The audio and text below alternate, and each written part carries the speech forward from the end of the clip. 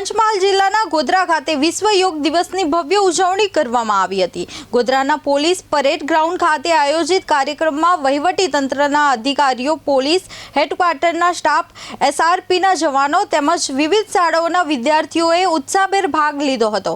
કાર્યક્રમ દરમિયાન વડાપ્રધાન નરેન્દ્ર મોદીના લાઈવ સંબોધન અને યોગ કાર્યક્રમનું પણ નિહાળન કરવામાં આવ્યું હતું।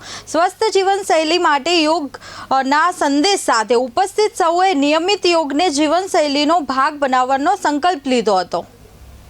આંતરરાષ્ટ્રીય યોગ દિવસની તમામને ખૂબ ખૂબ હાર્દિક શુભકામનાઓ પાઠવું છું।